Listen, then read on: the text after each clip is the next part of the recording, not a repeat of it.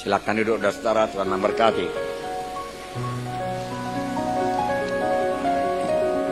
Amin. Mari dengan cepat, saudaraku, saya sampaikan lagi pekerjaan Roh Kudus dalam hidup Paulus, yang juga bisa berarti pekerjaan Roh Kudus dalam hidup kita. Karena Roh Kudus, Tuhan Yesus, saudaraku, tidak berubah. Apa yang dia kerjakan dahulu, dia kerjakan sekarang, saudaraku. Mari buka hati saudara, saya mulai. Saudaraku yang kasih dalam nama Yesus, minggu yang lalu kita telah melihat buah Roh Kudus yang pertama yang terjadi dalam hidup Paulus, yaitu kasih. Semua kita berkata kasih. Kasih agape adalah buah Roh Kudus. Adalah buah Roh Kudus yang telah jadi dalam hidup Paulus. Biarlah jadi dalam hidup saya juga. Amin. Ya. Kasih yang dimiliki Paulus adalah kasih Tuhan atau kasih agape, yang bukan buat mengasihi diri sendiri tetapi ditujukan kepada orang lain. Amin.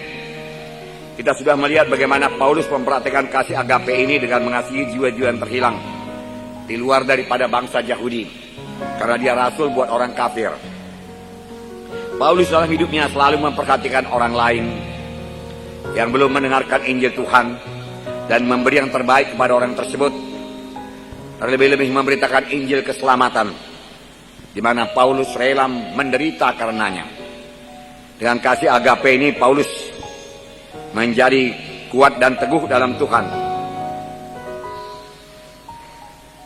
dan tak dapat tiada kasih agape itu membuat Paulus intim dengan Tuhan. Sepanjang kita pun mempraktekkan kasih agape, saudaraku, kita pun akan intim dengan Tuhan. Kenapa bisa intim dengan Tuhan? Karena Allah itu kasih adanya. Dan kita ini diberikan Tuhan, dikaruniakan Tuhan, saudaraku, buah Roh Kudus yang pertama, kasih agape. Namun kasih agape harus dipraktekkan. Pada waktu kita mempraktekkan kasih agape ini, menolong orang lain, memberkati orang lain, mengunjungi orang lain, membawa dia kebaktian, mengabarkan Injil, saudaraku, kita akan bertambah-tambah intim dengan Tuhan yang juga rindu mengabarkan Injil, yang mengasihi orang lain dan mau memberkati orang lain. Haleluya. Berarti Tuhan ada di pihak saudara. Dan kalau Tuhan di pihak saudara, siapakah lawan saudara? Maka saudara akan berkemenangan dalam dunia ini. Amin. Jadi berkat kasih agape ini luar biasa. Amin, saudara. Tidak heran Paulus intim dengan Tuhan dan selalu menerima pimpinan Roh Kudus dalam hidupnya.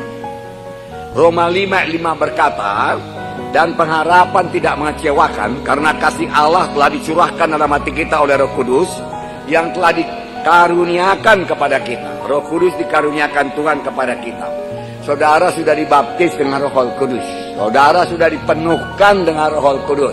Beserta dengan kepenuhan Roh Kudus itu, kasih Allah pun sudah dicurahkan dalam hati saudara. Tinggal saudara mempraktekkannya saja lagi. Bertambah dipraktekkan, kasih itu bertambah berkembang.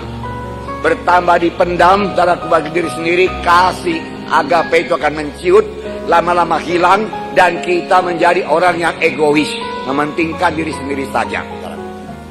Jadi paling bagus, saudaraku, dipraktekkan pada orang lain. Haleluya, saudaraku. Nah, kasih agape juga menyebabkan Paulus tidak pernah mundur, walaupun begitu banyak aniaya yang dia alami, kesukaran-kesukaran dia alami, halangan-halangan yang dia alami. Kita pun demikian. Minggu yang lalu saya katakan kepada saudara, kita tidak berhenti pada altar call saja. Kita mau menggenapkan perintah Tuhan dalam hidup kita. Kita mau jiwa-jiwa itu sampai jadi murid Tuhan. Oleh sebab itu saudara semua harus jadi murid Tuhan. Firman Tuhan yang saya sampaikan kepada saudara ini perlu saudara praktekkan. Amin.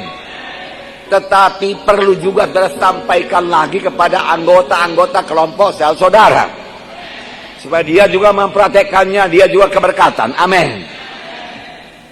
Saudaraku, begitu banyak jiwa-jiwa sudah altar call, saudaraku. Saudara, ribuan, saudaraku. Kita mau jiwa itu jadi murid, saudaraku. Doakan mereka, siapa-siapa yang ada dalam kelompok saudara yang saudara ketahui. Saya katakan bulan Mei ada 700 altar call selama bulan Mei. Ini masuk Juni, tambah lagi minggu pertama 140 jiwa-jiwa baru. 140. Saudaraku, kemana itu semua? Saudara pemimpin kelompok saya harus tahu, harus melayaninya. Dan kalaupun dalam pelayanan tersebut saudara tidak menang, jangan menyerah. Paulus juga tidak selamanya menang, saudaraku. Nanti kita baca, saudara. Tapi memang dia, saudaraku, akhirnya berkemenangan, saudaraku. Bukan berarti Paulus tidak menerima halangan. Paulus tahu mengusir setan, saudaraku. Dan dia praktekkan mengusir setan. Tapi dia masuk penjara juga, saudaraku. Itu berkuasa dia, saudaraku. Nah, saudaraku, tapi dia sama sekali tidak mengeluh. Dia berkemenangan. Kasih agape menguasai dia. Saudara juga dalam mengunjungi jiwa-jiwa. Boleh jadi jiwa-jiwa tidak berjumpa. Boleh jadi saudara-saudara janji melalui handphone akan jumpa. Dan dia minta dilayani. Tahu-tahu dia tidak hadir. Jangan bersungut-sungut. Bersukacitalah saudara sudah mulai bergerak dalam pelayanan. Amin. Dan bersyukur kepada Tuhan, saudaraku. Nah, bergerak dengan kasih agape. Inilah dia Paulus, bergerak dengan kasih agape. Aniaya tidak akan berhenti dalam hidup Paulus, tidak pernah berhenti dalam hidup Paulus. Dan Paulus memakai aniaya tersebut untuk bertumbuh, menjadi kuat dan teguh dalam Tuhan. Bertambah-tambah kasihnya kepada Tuhan. Saudaraku, dan bertambah-tambah bentukan Tuhan dalam hidupnya, sehingga dia menjadi seperti Yesus. Sehingga akhirnya Paulus sangat teguh dalam Tuhan. Saudaraku, walau menghadapi kematian pun dia tidak pernah mundur lagi. Marilah kita tekun mempraktekkan kasih agape ini. Amin, saudaraku. Nah, saudaraku, praktekkan. Ada 280 jiwa-jiwa yang dibaptiskan, saudaraku. Saudaraku, jangan hilang mereka itu. Saudaraku, kerja keras supaya mereka itu semuanya kebaktian lagi. Semuanya training dasar rohani Kristen. Saya dengar training dasar rohani Kristen mencapai 100 lebih, sedikit 110, saudaraku, atau kurang sedikit. Saudaraku, tambah daripada training dasar yang sebelumnya. Tapi itu belum mencapai sasaran. 280 pun sudah saudaraku, 100 terobosan. Dibanding dengan 100-an, saudaraku, minggu-minggu yang bulan-bulan sebelumnya. Tetapi jangan merasa puas, jangan berhenti di situ. Amin, saudara. Ya. Mari masuk kepada 300, 400, 500, 600 baptisan. Saudara, haleluya. Haleluya.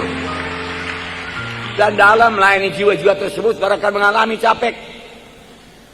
Saudaraku, boleh jadi setan menggoda saudara. Apa gunanya ini semua? Saudaraku, itu saudaraku berguna bagi saudara. Menumbuhkan kasih agape saudara sehingga kuat dan teguh dalam Tuhan. Enggak, saudara tidak akan mundur lagi dari jalan Tuhan apapun terjadi dalam hidup saudara. Jika waktu Yesus datang kedua kali, saudara berjumpa dengan Tuhan di awang-awang. Dan beroleh mahkota-mahkota daripada Tuhan, saudaraku. Jadi praktekkan kasih agape ini, amin. Layani jiwa-jiwa, berbuat baik kepada jiwa-jiwa, berkorban kepada jiwa-jiwa, amin. Ya, terlebih sama anak Tuhan berbuat baik, haleluya. Berkata-kata baik, amin. Tidak menggosip-gosipkan anak Tuhan yang lain, amin. Memberkati dalam perkataan kita, haleluya. Sehingga yang mendengarnya mendapat berkat. Firman Tuhan berkata, saudaraku, bahkan yang mendengarnya beroleh kesembuhan, saudara. Nah, saudaraku, itu kasih agape.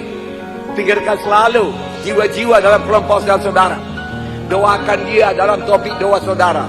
Tiap-tiap hari doakan anggota-anggota kelompok saudara. Sebut namanya di hadapan Tuhan, amin.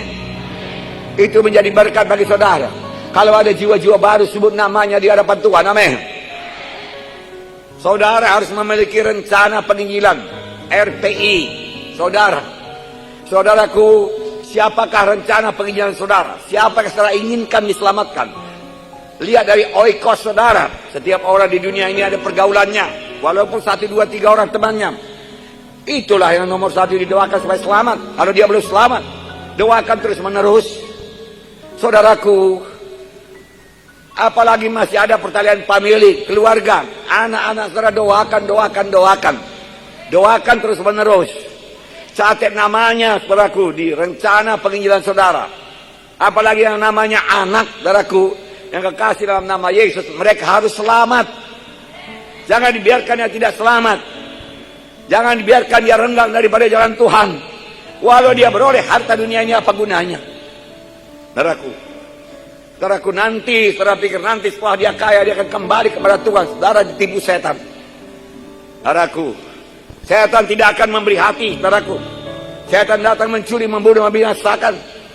Selalu ada persoalan, selalu ada pencobaan. Sudah dapat harta, datang pencobaan dari harta, dari kekayaan, dari keluarga. Saudaraku, secepat mungkin dia selamat. Haleluya. Jangan pikir-pikir nanti sesudah tamat dia sarjana maka dia akan selamat. Saya beritakan Injil. Nanti sudah dia berumah tangga, saya beritakan Injil. Sekarang jangan ganggu dulu dia. Apa yang jangan diganggu? Apa yang perlu dalam hidup ini? Harta duniakah yang perlu dalam hidup ini? Saudaraku, semua itu hanya sementara saja dan tidak mempengaruhi keselamatan. Harta dunia ini, saudaraku, tidak mempengaruhi, saudaraku, sama sekali tidak mempengaruhi. Saudaraku, itu hanya kertas-kertas melulu, saudaraku. Saya kadang-kadang mengeluarkan uang banyak-banyak, saudaraku, pembangunan gereja, saudaraku. Saudaraku, saya keluarkan, saudaraku. Kadang-kadang sampai ratusan juta bayar bond, saudaraku, saya keluarkan ratusan juta. Saya pikir ini untuk Tuhan. Saya pikir ini untuk Tuhan. Ini hanya kertas-kertas melulu, dikasih Tuhan saya pegang. Saya percayakan Tuhan, oke, jalan. No problem, saya tidak terikat apa-apa. Haleluya, saudara. Ya. Yang penting kertas-kertas itu, saudaraku, jadi kekal, bisa dipakai buat pekerjaan Tuhan, amin. Dan Tuhan tidak keberatan memberikan, saudaraku, lembaran-lembaran seperti itu kepada saudara, supaya saudara tidak terikat olehnya. Nanti kita baca, saudaraku, bahwasanya sukacita dalam Tuhan menghasilkan berkat berkelimpahan. Heran juga, saya tadi baca, heran saya, kenapa ini, apa hubungannya ini?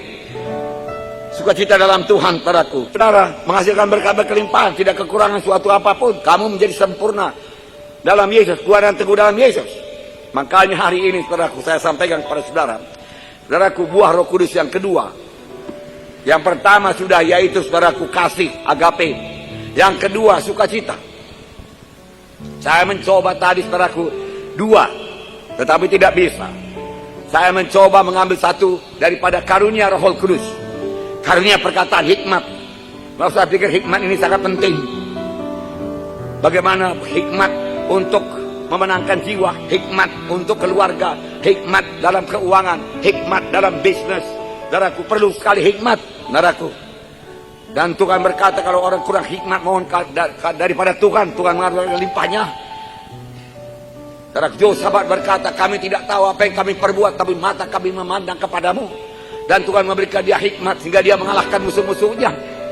Saya pikir perlu disampaikan, saudaraku. Tapi waktu saudara kami, saya minta Rahel mengetik ini, saudaraku, sudah 8 lembar, Pak, dia katakan. Nanti kan sempat lagi, Pak, dia katakan. Ya oke lah, saya bersabar buat minggu depan. Kalau itu pimpinan Tuhan. Haleluya, saudaraku. Perlu hikmat daripada Tuhan, saudaraku. Nah, saudaraku, tapi ini hari ini saya bawa sukacita. Sukacita sangat penting dalam anak-anak Tuhan. Karena dalam hadapi hidup ini, dalam pelayanan ini, saudaraku, akan banyak tantangan. Akan banyak pergumulan, akan datang aniaya, akan datang ancaman, akan datang kegagalan, akan datang penyakit, akan datang kekurangan. Tuhan tidak pernah menjanjikan, kau ikut aku anakku, maka kau tidak akan mengalami tantangan lagi. Mulus jalanmu sampai ke sorga. Kau tidak akan kekurangan berkat, selalu berkelimpahan. Keluargamu semua akan selamat semua. Enggak pernah. Tuhan janjikan pencobaan-pencobaan yang lazim yang sampai kepadamu. Kuberikan pencobaan-pencobaan ini menguji engkau. Jadi harus ada pencobaan. Harus ada kesukaran. Harus ada kesulitan. Harus ada perjuangan. Harus ada penolakan. Bagaimana kalau sudah ditolak? Apakah mengeluh? Manusia yang menolak saudara boleh jadi kongsi saudara menolak saudara, atau mengejek saudara, atau membuat saudara tidak berhasil, atau menggelapkan uang saudara. Kalau saudara mengeluh sama Tuhan, aduh Tuhan, kau izinkan ini semua terjadi kepadaku. Aduh Tuhan, semana ini Tuhan. Tuhan, kau pun kurang setia kau Tuhan. Aku nggak mau lagi melayani engkau. Apa hubungannya? Apa hubungannya uang dengan hidup yang kekal? Melayani Tuhan itu hidup yang kekal. Uang hanya di dunia ini. Keberhasilan ada di dunia ini. Penyakit pun ada di dunia ini. Dalam kerajaan 1000 tahun pun nggak ada penyakit. Di sorga pun nggak ada penyakit. Apakah penyakit bisa merenggangkan kita dengan Tuhan? Saya kalau sakit saya lebih rapat lagi dengan Tuhan. Walaupun tidak segera disembuhkan Tuhan, mengapa saya harus bersungut-sungut membuka pintu kepada setan? Setan tidak akan mengasihati. Betul kau itu, memang Tuhan sudah melupakan engkau, dikatakan. Seharusnya kau keberkatan luar biasa. Mengapa pula kau rugi? Tuhan kan sanggup membuat engkau untung melulu. Kau kan memberikan persepuluhan kau, kenapa kau rugi? Saudara, iya pula si anak Tuhan ini, saudaraku, yang kurang hikmat ini berkata, betul itu. Sudahlah, aku nggak melayani dulu. Saudaraku, lama saya melayani, lama. Boleh jadi lebih lama dari umur saudara kebanyakan. Tidak pernah saya lihat orang yang mundur daripada jalan Tuhan keberkatan. Satu orang pun tidak. Enggak pernah. Banyak yang mundur, saudaraku. Banyak yang mengkhianati saya. Yang pada mulanya sangat berat kepada saya. Berat itu, saudaraku. Sudah diajari, sudah pandai dia, saudaraku. Berbuat sudah tinggalkannya kita, saudaraku. Datangnya dulu sakit-sakitan, nggak ada yang pernah pedulikan dia, saudaraku. Diajari, oh bisa lah dia, keberkatan lah, tinggalkan. Apakah saya, saudaraku, duka cita mempersalahkan Tuhan? Tuhan gitu lama aku melayaninya Tuhan. Oh, dulunya nggak tahu apa-apa Tuhan. Oh, udah bisa dia berkhotbah, udah bisa dia melayani. Oh Tuhan, udah bisa diurapi Tuhan. Pikir dia Tuhan gimana Tuhan? Tuhan, nggak pernah. Nggak mau saya. Semua dalam pengetahuanmu Tuhan. Engkau berikan lagi yang terbaik Tuhan. Haleluya Tuhan. Haleluya. Tepuk tangan. Sayangnya mereka tidak pernah berhasil.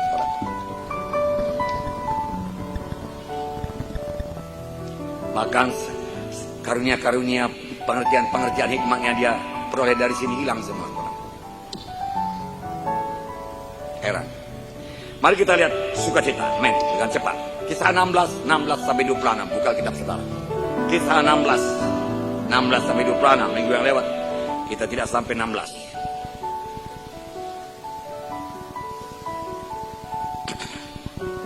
Oke?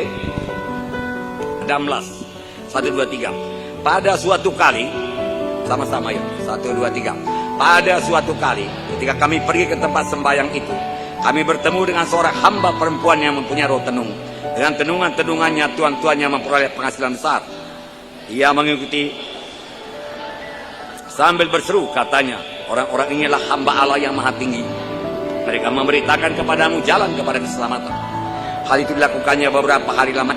Tetapi ketika Paulus tidak tahan lagi akan gangguan itu, ia berpaling dan berkata kepada roh itu, demi nama Yesus Kristus aku menyuruh engkau keluar dari perempuan ini. Seketika itu juga keluarlah roh itu. Ketika tuan-tuan perempuan itu melihat, harapan mereka akan dapat penghasilan lenyap, mereka menangkap Paulus dan Silas, lalu menyeret mereka ke pasar untuk menghadap penguasa. Setelah mereka membawa keduanya menghadap pembesar-pembesar kota itu, berkatalah mereka, katanya, orang-orang ini mengacau kota kita ini, karena mereka orang Yahudi, dan mereka mengajar adat istiadat yang kita sebagai orang Rom tidak boleh menerimanya atau menurutinya. Juga orang banyak bangkit menentang mereka. Lalu pembesar-pembesar kota itu menyuruh mengoyakkan pakaian dari tubuh mereka dan mendera mereka. Setelah mereka berkali-kali didera, mereka dilemparkan ke dalam penjara. Kepala penjara diperintahkan untuk menjaga supaya sungguh-sungguh sesuai dengan perintah itu. Kepala penjara memasukkan mereka ke ruang penjara yang paling tengah dan membelenggu kaki mereka dengan pasungan yang kuat. Tetapi kira-kira tengah malam, Paulus dan Silas berdoa dan menyanyikan puji-pujian kepada Allah, dan orang-orang hukuman lain mendengarkan mereka. Akan tetapi terjadilah gempa bumi yang hebat, Sendi-sendi penjara itu goyah, dan seketika itu juga terbukalah semua pintu dan terlepaslah belenggu mereka semua. Wow, luar biasa. Paulus mengusirkan roh tenung daripada seorang perempuan yang mempunyai roh tenung. Dengan tenungan-tenungannya, tuan-tuannya memperoleh penghasilan besar. Oh, dia kenal siapa Paulus. Dan dia berkata, orang-orang ini adalah hamba-hamba Allah yang benar, dan mereka memberitakan kepadamu jalan keselamatan. Ikulah dia. Oh, tidak ada salahnya ucapannya. Tetapi asalnya bukan dari Roh Kudus. Asalnya dari roh tenung. Paulus merasa tidak enak mendengar. Kadang-kadang, saudaraku, kita pun bisa mengetahuinya. Saudaraku, orang-orang, saudaraku, memuji kita dan mengatakan berita kita, saudaraku, berita yang benar, membawa jiwa-jiwa pada keselamatan. Tetapi di balik pujiannya kelihatan, saudaraku, setan, saudaraku, mau memancing-mancing kita. Hati-hati terhadap orang demikian. Kita harus tahu. Paulus mengetahuinya, dan Paulus masih membiarkan beberapa hal. Tetapi kemudian Paulus tidak tahan lagi, demi nama Yesus Kristus aku menyuruh engkau keluar daripada perempuan itu. Paulus berkata bukan kepada perempuan itu. Paulus berkata kepada roh tenung itu, aku tahu siapa engkau roh tenung, keluar daripada perempuan itu. Seketika itu juga keluarlah. Dan perempuan ini tidak bisa bertenung lagi. Dia bisa menjampi-jampi. Saudaraku. Lalu, saudaraku, tuan-tuannya beroleh kehilangan penghasilan yang besar. Marah tuan-tuannya. Dia tangkap Paulus dan Silas, dia serahkan kepada pembesar, dan dia katakan tuduhan palsu. Oh, orang ini membawa adat istiadat bertentangan dengan kita, orang Rom. Masukkan, didera dulu. Wah, dideranya Paulus, orang kafir. Dipukul. Kalau menurut hukum Roma, tetap 39 kurang 1. 40 kurang 1, 39 kali. Luka semua. Paulus bisa dipukul, cara berkata bisa. Mati pun bisa. Karena dia masih manusia. Kenapa Tuhan tidak menghalangi? Kenapa, saudara pikir? Kenapa, saudara? Saya pun nggak tahu. Ya belum saya tanya sungguh-sungguh Tuhan. Seperti selalu, ya saya pun tidak tahu kenapa bisa begitu. Sedangkan dengan mudah dia berkata, roh tenang keluar. Kenapa dia tidak berkata, roh penganiaya keluar? Dia boleh kau jamah saya. Roh pembunuh pergi. Dalam nama Yesus. Masuk penjara. Ruang paling tengah, paling dalam. Wah, pengap itu, saudaraku. Luka-luka di sini. Apakah ditaruh obat merah? Nggak ada obat merah. Jodium? Nggak ada juga. Benar. Apakah dibersihkan dengan air? Nggak juga. Jadi pakaikan bajunya, menempel bajunya, lengket bajunya. Karena mulai membeku darahnya. Infeksi, mulai berdenyut. Sakit. Kalau sudah mulai begitu, kepala pun sakit. Karena dari pagi nggak makan. Saudara, dari pagi belum makan. Nah, apa saudara pikir jadi? Apakah Paulus bersungut-sungut? Apakah muka Paulus muram? Apakah Paulus mengeluh? Apakah Paulus berkata, apa yang kurang Tuhan? Udah berdoanya kami Tuhan waktu berangkat dan mengusir semua roh-roh jahat. Kenapa ini jadi Tuhan? Kenapa engkau izinkan? Dengan mudah engkau menghalanginya Tuhan. Siapakah itu? Hanya pembesar-pembesar dunia ini saja. Kalau engkau usirkan dia sudah beres Tuhan. Kalau kau halangi dia menangkap kami, kau gertak dia, udah lari dia itu Tuhan. Tapi kenapa jadi ini semua Tuhan? Kenapa? Dia tidak berkata begitu. Dia tetap yakin Tuhan sangat mengasihi dia. Dia tetap yakin yang berikan Tuhan sama dia yang terbaik. Apakah muka Paulus muram? Naraku, apakah muka Silas muram? Mereka orang-orang dewasa rohaninya dalam Tuhan. Kuat dan teguh dalam Tuhan. Mereka tahu untuk apa dia melayani. Mereka tahu harganya panggilan Tuhan. Mereka tahu hidupnya kekal. Mereka tahu perkara-perkara lahiriah. Mereka tahu perkara-perkara rohani. Mereka bisa bedakan. Segala perkara-perkara lahiriah tidak bisa menghilangkan sukacita mereka. Mereka tetap sukacita. Cambukan, penyakit adalah perkara lahiriah. Masuk penjara atau hilang uangnya adalah perkara lahiriah. tidak bisa mengganggu hubungannya dengan Tuhan, karena dia sudah dewasa. Kecuali anak-anak rohani, anak-anak orang-orang rohani, anak-anak Tuhan yang masih anak-anak, belum dewasa, nggak dapat untung sedikit bersungut-sungut, hilang uangnya bersungut-sungut, sakit kepala bersungut-sungut, nggak mau melayani. Sangat-sangat anak-anak. Iya apa tidak? Ya itulah, kalau masih anak-anak ya berubahlah, kuat dan teguh. Semua itu perkara lahiriah.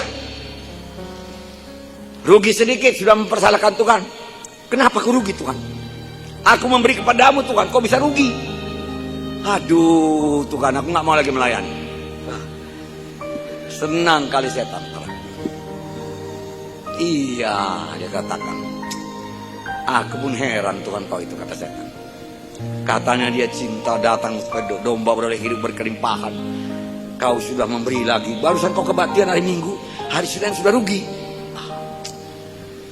Coba ceklah iman kau itu, dia katakan. Coba cek.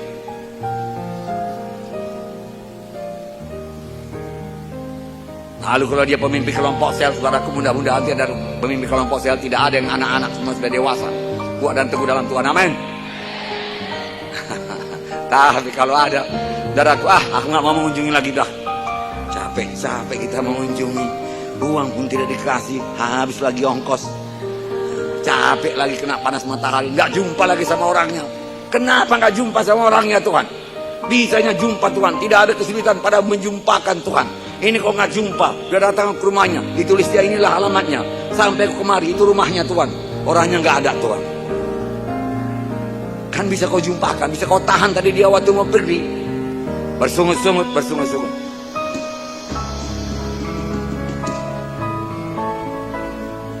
Pacarnya yang pergi, saudara, ada pula pacarnya yang pergi. Hubungannya dengan Tuhan, bukan cuma putus dengan pacarnya, putus pula dengan Tuhan. Betapa dangkal keselamatannya. Betapa keselamatan didasarkan atas perkara-perkara lahiriah. Jangan didasarkan iman atas perkara-perkara lahiriah, saudaraku.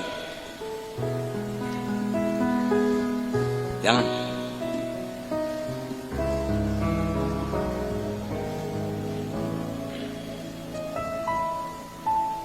Saudara, saya suka cerita hari ini. Saudaraku, Pak Supratman dan Hawati ada di sini. Dia hadir kebaktian. Tahu saudara, pada hari Minggu, saudaraku, Hawati melayani di sini. Dia berdoa buat satu orang, saudaraku, yang kerasukan roh jahat. Saudara, dipukulnya, langsung dipukulnya. Saya terkejut. Saya lihat, saudaraku, orang lain, saudara semua sangatlah rohaninya, berdoa semua, saudaraku.